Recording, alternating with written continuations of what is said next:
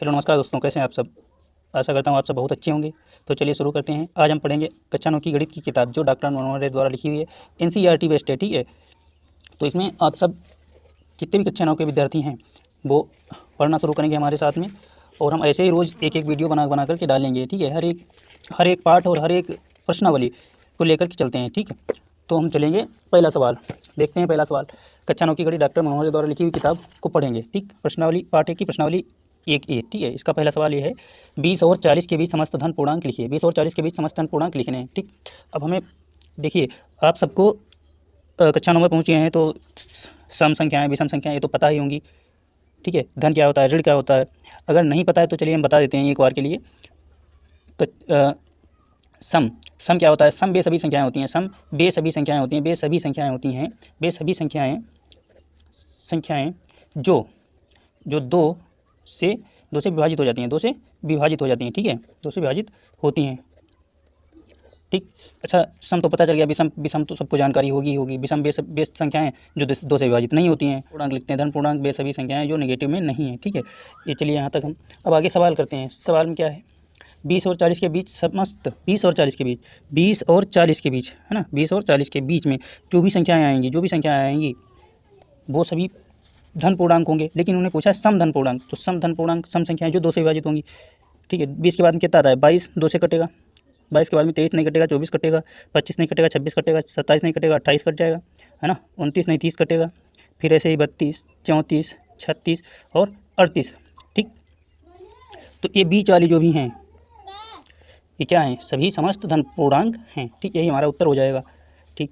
ऐसे हम देखते हैं दूसरा सवाल। दूसरे सवाल में क्या पूछा है, 1 से 10 तक अभाज्य धन पूर्णांक लिखिए। 1 से 10 तक जितनी अभाज्य धन पूर्णांक, अभाज्य संख्या वे संख्याएं जो 1 से और अपने आप से कटती हैं, या हम कह सकते हैं जिनके सिर्फ 2 ही गुणनखंड हो सकते हैं। 2 कौन कौन से हो सकते हैं, एक तो कोई भी नंबर हमने उठा लिया, जैसे कि 1, ठीक है, या फिर 2, 3, ठीक है, 4, 5, 6। अब इसमें देखते हैं, एक अभाज्य संख्या है 2, तो क्या है, देखिए इसके 2 गुणनखंड नहीं हैं, ठीक। इसको हम छोड़ेंगे।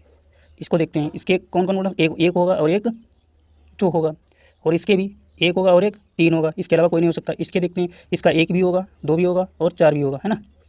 ऐसे 1 से भी कट जाएगा, 1 चक्कू 4, 2 दूनी 4, 4 इतना 4, इस तरीके से। तो ये अभाज्य संख्या नहीं है, ये अभाज्य संख्या होगी क्योंकि इसके गुणनखंड 1 और 5 ही होंगे। इसके 2, 3, 1, 6, 4 गुणनखंड होंगे, ये भी अभाज्य संख्या नहीं है। तो इसमें कौन सी सबसे छोटी अभाज्य संख्या, इसीलिए 2 होती है, 3 है, ठीक है।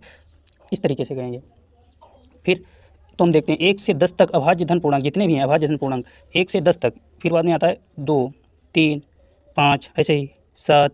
तो चलिए देखते हैं तीसरा सवाल। तीसरे सवाल में क्या पूछा है, 2a+1 का क्रमानुयायी पूर्णांक। अच्छा, क्रमानुयायी मतलब क्रम से आने वाली जितनी भी संख्याएं, जैसे कि कोई भी नंबर हमने 1 उठाया, 1 के बाद में क्या आएगा, 2 आएगा, है ना। 1 के बाद में क्या आएगा, 2 आएगा, 2 के बाद में क्या आता है, 3 आता है, 3 के बाद में 4 आता है। ऐसे ही ये सब एक दूसरे के क्रमानुयायी, 1 का क्रमानुयायी 2, 2 का क्रमानुयायी 3, 3 का 4, 4 का 5, ऐसे ही क्रमानुयायी मतलब अगला नंबर होता है, ठीक है।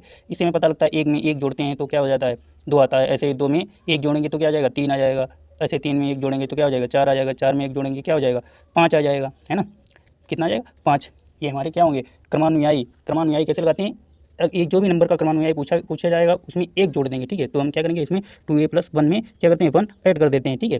तो ऐड करिए, क्या हो जाएगा, 2a+2, ये हमारा सही जवाब हो जाएगा, ठीक। अब देखते हैं चौथा सवाल। चौथे सवाल में क्या है, 2/3 का योगात्मक प्रतिलोम ज्ञात करो। योगात्मक प्रतिलोम का मतलब ये होता है, जो भी संख्या का योगात्मक प्रतिलोम पूछा जाएगा वो उसके पहले माइनस का निशान लगा देंगे, वही संख्या हो जाएगी, ठीक है। कैसे, 2/3 लिखा है तो उसके पहले हमने माइनस का निशान लगा दिया, तो यही हमारा क्या हो गया, योगात्मक प्रतिलोम हो गया। कोई भी नंबर हमने पूछा 2 का योगात्मक प्रतिलोम तो क्या कहोगे, -2, ठीक। हमने कहा 3 का योगात्मक प्रतिलोम तो क्या कहोगे, -3, ठीक है। ऐसे ही करते चले जाएंगे। देखते हैं पाँचवां सवाल। पाँचवें सवाल में पूछा है -5 का गुणात्मक प्रतिलोम लिखिए। अच्छा, कोई भी संख्या का गुणात्मक प्रतिलोम पूछेंगे तो उसमें क्या करेंगे, हम उसको बटे में लिख देते हैं, जैसे इस तरीके से, ठीक है। तो ये हमारा क्या हो जाएगा, जवाब हो जाएगा। देखते हैं छठा सवाल। छठे सवाल में क्या पूछा है, P+Q और P-Q के योगात्मक प्रतिलोम लिखो। हमने अभी एक सवाल किया है पीछे, जो भी योगात्मक प्रतिलोम पूछेंगे तो संख्या के पहले माइनस का निशान लगा देते हैं, हो जाएगा, ठीक है। P+Q का योगात्मक प्रतिलोम लिखिए, ऐसे योगात्मक प्रतिलोम, ठीक है। क्या होगा, हमने बताया जो भी पूछा योगात्मक प्रतिलोम पूछेंगे, जिसका भी पूछेंगे उसके पहले नेगेटिव निशान लगाएंगे, माइनस का P+Q, इस तरीके से हो जाएगा, ठीक है। यही हम दूसरा P-Q का पूछेंगे, ठीक। तो इसमें भी वही होगा, -P-Q, ये हमारे जवाब हो जाएंगे। देखते हैं अगला सवाल नंबर 7। इसमें कहा गया x के किस मान के लिए 5 × 3 × 2 बराबर 5/3 का कथन सत्य है। कहने का मतलब ये है, ये हमारे पास समीकरण दिया हुआ है 5/3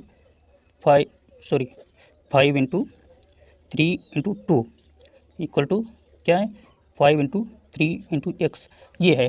अब इसमें पूछा गया है x की जगह पे क्या रखें कि ये दोनों आपस में बराबर हो जाएं। ठीक है, तो करते हैं भाई, देखिए 5 3/2 ये इधर रखेंगे और इस मान को नीचे ले आएंगे।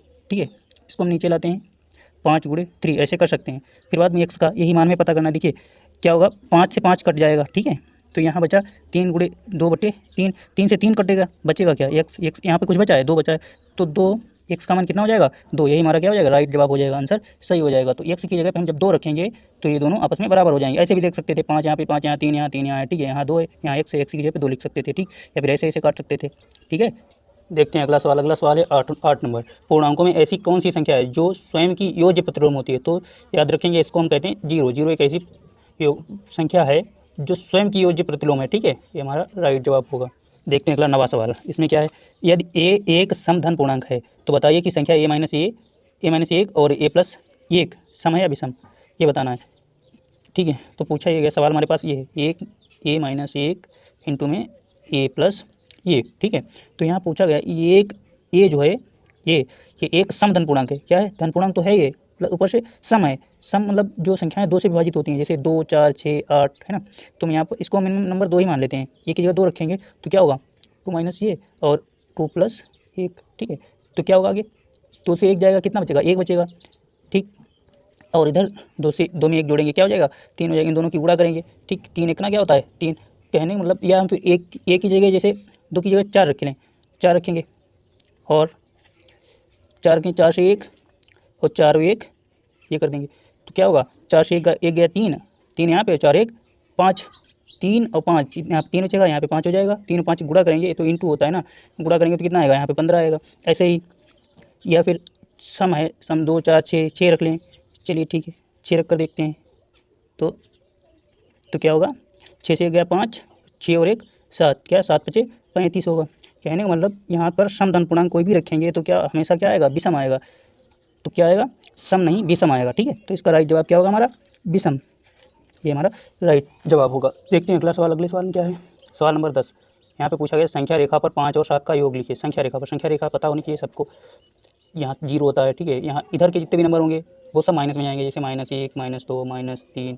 ठीक है, -4 है ना, और इधर के जितने भी नंबर होंगे वो सब प्लस के 1 2 3 4 5 6 7 है ना, इस तरीके से 8। ये क्या होगी, ये संख्या रेखा होगी। जितने भी नंबर इधर को बढ़ेंगे वो सभी पॉजिटिव नंबर, और इधर को जितने भी बढ़ेंगे वो सभी नेगेटिव नंबर। जोड़ना है, क्या करना है 5 और 7 का योग लिखना है। 5 और 7 का, यहाँ देखिए 5 और ये 5 और 1 से 7 का, इस तरीके से। ठीक है, क्या करना है इन दोनों का योग लिखना है। 1 2 3 4 5 ये हो गया। ठीक, और 1 2 3 4 5 6 7, कितना हो गया 7 और 5 12। ठीक है, इस तरीके से लिख सकते हैं हम, ये हमारा राइट जवाब हो गया। अब इसके आगे के जितने भी सवाल हैं वो अगले वीडियो में देखेंगे। बाकी यहीं पर हम वीडियो